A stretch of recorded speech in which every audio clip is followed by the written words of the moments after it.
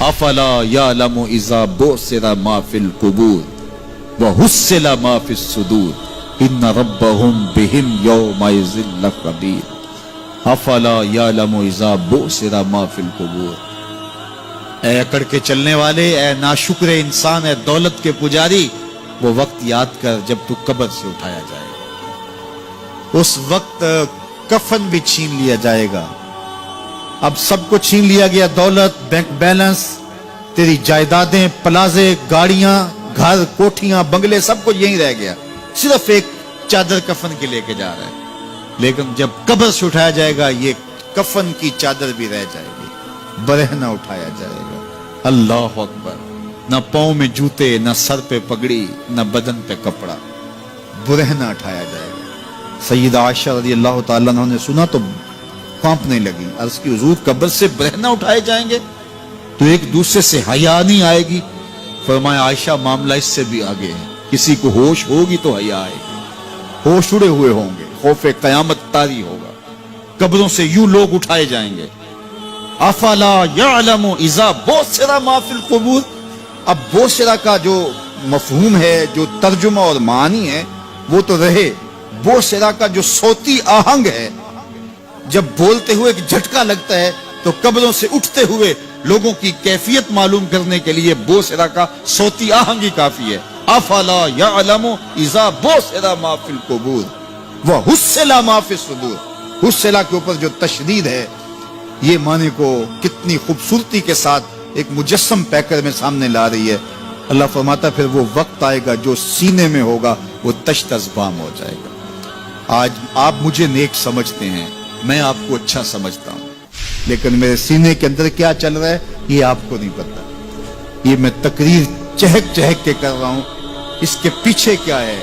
میں آپ کے دل اپنی جانب موڑنا چاہتا ہوں، آپ کی جیبیں خالی کرنا چاہتا ہوں، یا میں آپ کے سامنے پاک اور ستھرا اور بڑا جو ہے وہ نیکوکار بننا چاہتا ہوں، یا میرا مقصد رضائے الہی ہے؟ یہ مجھے پتا ہے، آپ کو نہیں پتا۔ آپ کہاں ہیں، کہاں کھڑے ہیں، میں آپ کو اچھا سمجھتا ہوں، لیکن آپ کو پتا ہے کہ ہم کہاں کھڑے ہیں۔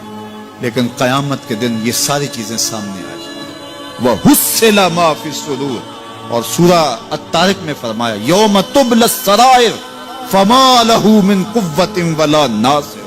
اس دن سارے راز کھول دیے جائیں گے اور کوئی طاقت نہیں ہوگی جو ان رازوں کو کھلنے سے روک سکے گا۔ آج طاقتور کی بات نہیں کھلتی اور کمزور کی بات اچھال دی جاتی ہے، لیکن وہ وقت آنے والا ہے یوم تبلی السرائر فما لہ من قوت ولا ناصر۔ نہ زور کے بل پہ، نہ زر کے بل پہ، نہ کسی اور بل پہ کسی کام کو روکا جا سکے گا، ہر شے تشت ازبام ہو جائے گی۔ وہ کتنا سخت دن ہوگا۔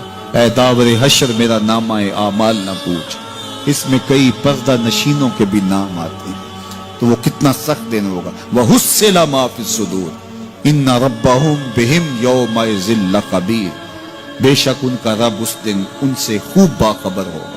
وہ آج بھی باخبر ہے، لیکن آج کئیوں کو یقین نہیں کہ وہ باخبر ہے، لیکن اس دن سب کو یقین ہو جائے گا کہ میرا رب اس سے باخبر ہے۔ جب پرانی تصویریں چلنا شروع ہو جائیں گی، جب ساری ویڈیو سامنے آ جائے گی، زندگی میں جو کیا، تنہائی میں، اعلانیہ، خفیہ، جہاں جہاں جو کیا، داد عیش دی، سب کچھ تشت ازبام ہوگا۔ سب کچھ جو ہے وہ سکرین پہ چل رہا ہوگا، کوئی چیز بھی تشت ازبام ہونے سے نہیں رہ جائے گی۔ تو پھر بندہ کہے گا اوہو یہ تو سب میرے مالک کو پتا تھا، لوگوں کی نظروں سے چھپ سکا، رب کی نگاہوں سے تو نہیں چھپ سکا۔ اس کی نگاہوں سے کون چھپ سکتا ہے؟ یہ یقین آج اپنی روح میں اتار لو، اچھی طرح سے جذب کر لو۔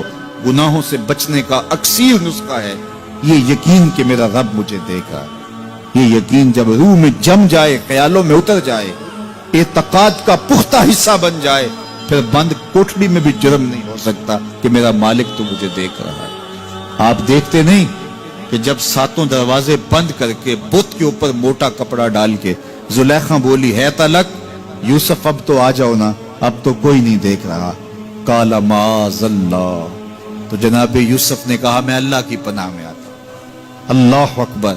تو دروازے بند کر کے لوگوں کی نظروں سے چھپ گئی ہے، اور بے نور آنکھیں رکھنے والے اس پتھر کے بت سے بھی حیا کرتی ہے اور اس پہ بھی پردہ ڈال لیا ہے، جب تو اس جھوٹے خدا سے حیا کرتی ہے، میں سچے خدا سے حیا کیوں نہ کروں جو 7ویں کوٹھڑی میں بھی دیکھتا ہے۔ اتنی روشنیاں برسی کہ گناہ کا تصور بھی محال ہو، تو یہ یقین کہ میرا اللہ مجھے دیکھ رہا ہے، یہ انسان کی زندگی میں نظم پیدا کرتا ہے۔ آنے والا موسم ماہ سیام رمضان المبارک، یہ ہماری زندگی کے اندر یہ نور داخل کرتا ہے کہ میرا اللہ دیکھ رہا ہے۔ کڑکتی دھوپ، برستی گرمی، زباں کانٹا، ہونٹ خشک، گلا خشک، دروازہ مکفل، ٹھنڈا پانی دستیاب، لیکن ایک گھونٹ بھی حلق سے نیچے نہیں اتارتے کہ میرا اللہ دیکھ رہا ہے۔ وضو کرتے بھی احتیاط کرتے ہیں کہ میرا اللہ مجھے دیکھ رہا ہے۔ کرتے ہیں کہ نہیں کرتے؟ یہ نور ملتا ہے کہ نہیں ملتا؟ اس کو پھر جذب کر لینا چاہیے تاکہ یہ زندگی میں چھا جائے، کیونکہ جو رمضان میں دیکھتا ہے وہ غیر رمضان میں بھی دیکھتا ہے۔ اور پھر پانی نہیں پیتے کہ اللہ دیکھ رہا ہے، کھانا نہیں کھاتے اللہ دیکھ رہا ہے، لیکن جب آنکھ بھٹکتی ہے تو اس وقت اللہ نہیں دیکھتا، جب خیال بہکتا ہے تو اس وقت اللہ نہیں دیکھتا، رشوت میز کے اوپر سے لے رہے ہوں یا نیچے سے لے رہے ہوں تب نہیں اللہ دیکھ رہا ہوتا، اللہ صرف کھانے اور پینے کو دیکھ رہا ہوتا ہے۔ یہ جو ایک نور آیا ہے اس کو جذب کر لیں، پوری زندگی میں پھیلا لیں۔ تو اسی لیے رمضان تقوی بانٹتا ہے، روزہ تقوی بانٹتا ہے، زندگی میں نور اور روشنیاں بھر دیتا ہے۔